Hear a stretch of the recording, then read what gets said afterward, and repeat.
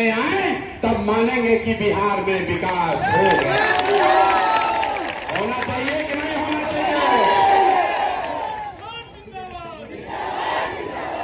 1.25 करोड़ बिहार के बच्चे 10-15 हजार रुपए के लिए अपना माँ बाप परिवार घर गांव छोड़ के कैसे कैसे दुरूह परिस्थिति में रह रहे हैं।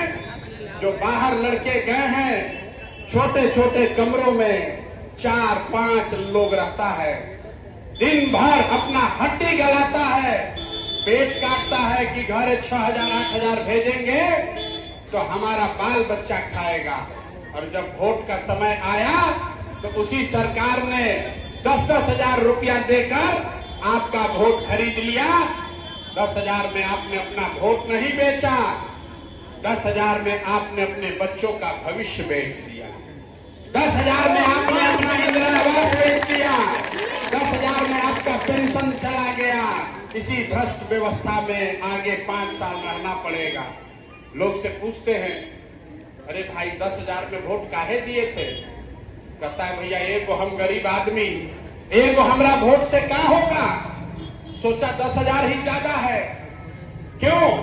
क्योंकि लोगों को वोट का कीमत ही नहीं पता। आपको वोट का कीमत ही नहीं पता है। आप जो एक वोट देते हैं, कोई नाली पर दे दिया, कोई गली पर दिया, कोई 5,000 रुपया पर दिया, कोई मुर्गा भात पर दिया, कितना आदमी तो जात के नाम पर मुफ्ते में दे दिया। मेरे भाई, एक वोट जिसको आप देकर मुख्यमंत्री बिहार का राजा बनाए, वो आदमी हर साल, ध्यान से सुनिए, वो आदमी हर साल 3.5 लाख करोड़ रुपया के तिजोरी का मालिक है। आपका वोट 3.5 लाख करोड़ रुपया के तिजोरी का चाबी है।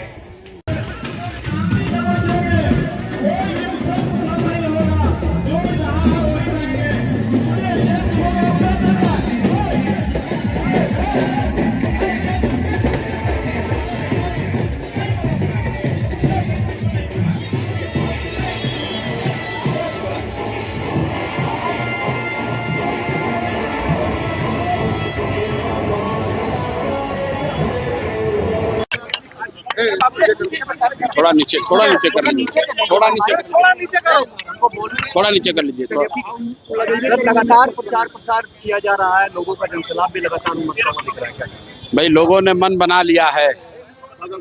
जो नवंबर 2025 में गलती हुई है, इस बार बिहार के सबसे प्रबुद्ध और समृद्ध मतदाताओं ने ये तय कर लिया है कि जो नवंबर 2025 में 10-10 हजार रुपए में का लालच देकर जो सरकार ने वोट खरीदा है और सरकार बनी है, उसका हिसाब बांकीपुर में चुकता किया जाएगा। निश्चित तौर पर यहाँ भाजपा हारने जा रही है, और जब भाजपा हारेगी तो सिर्फ कोई यहाँ नया विधायक नहीं बनेगा, बिहार में एक नई राजनीति की शुरुआत होगी। कौन? अशोक चौधरी ने फिर से शुरू किया। सर्वदलीय नेता बहुत दिन के बाद बोले हैं। मूर्छित होकर कितना दिन से गिरे हुए थे।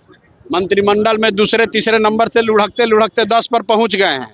फिर बोलेंगे तो अब पता चला कि इस बार अगली बार मंगल पांडे की तरह मंत्रिमंडल से बाहर हो जाएंगे।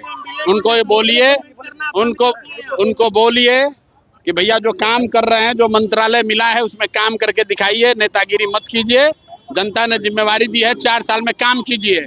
ज्यादा चोरी कीजिएगा, इधर उधर का बात कीजिएगा तो अभी 10 नंबर पर पहुंचे हैं, 10 से लुढ़क के मंत्रिमंडल से बाहर हो जाइएगा। सम्राट चौधरी को पद से हटाने की भी अपील आप लोगों से कर। बिल्कुल स्पष्ट कैमरे पर कह रहे हैं, सम्राट चौधरी को बिल्कुल हटना चाहिए। इसलिए हटना चाहिए कि पहली बात, जनता ने सम्राट चौधरी के नाम पर वोट नहीं दिया था। दूसरी बात, जब से ये बने हैं, इस आदमी का चाल चरित्र चेहरा पूरा बिहार देख रहा है। आपका हमारा बच्चा अगर एक सर्टिफिकेट गलत लगा दे, उसको जेल में डाल दिया जाएगा। ये आदमी ने अपने उम्र का सर्टिफिकेट गलत लगाया है, इस आदमी ने अपने पढ़ाई का सर्टिफिकेट गलत लगाया है। 7 हत्या के अभियुक्त हैं। ऐसे आदमी के रहते हुए बिहार में बेहतर भविष्य की कल्पना करना बेईमानी है। अपराध मुक्त बिहार की बात करना बेईमानी है। आप देख लीजिए, मुख्यमंत्री बनने के बाद से इन्होंने ना कभी पढ़ाई की बात की, ना रोजगार की बात की, ना पलायन की बात की, ना विकास की बात की। हर दिन सिर्फ मार पीट, इनकाउंटर, हाफ इनकाउंटर, गोली मारो, जात देखकर मारो, गमछा देखकर गोली मारो, ये सिर्फ अपराध और अपराधियों की बात करते हैं। इस आदमी का हटना जरूरी है और ये तब हटेंगे क्योंकि एनडीए की सरकार है, भाजपा का सरकार है, वो तो हट नहीं सकता है 4 साल। लेकिन अगर मुख्यमंत्री बदलना है तो सबको मैं अपील कर रहा हूं कि आप बांकीपुर में जब भाजपा को हराइए, भाजपा का नेतृत्व अपने आप इनको हटाएगा और हम लोग, अगर बिहार का भाग्य अच्छा हुआ तो भाजपा का ही सही, लेकिन कोई अच्छा आदमी मुख्यमंत्री बने। हम लोग राजनीति करने सिर्फ नहीं आए हैं, कोई अच्छा आदमी मुख्यमंत्री बने जिससे बिहार का भला हो, बिहार का विकास हो, हम लोग ये चाहते हैं। थालापति आ रहे हैं क्या आपके समर्थन में? आवाज हमारे समर्थन में बांकीपुर की जनता है, बिहार की जनता है, लोगों का आशीर्वाद है, किसी को आने की जरूरत नहीं है। बांकीपुर की जनता काफी है, वो अपने लिए भी इंसाफ करेगी और पूरे बिहार में जो अन्याय हुआ है 2025 नवंबर में, उसका भी हिसाब सूद समेत पूरा करेगी। प्रधान जी, आप कह रहे हैं कि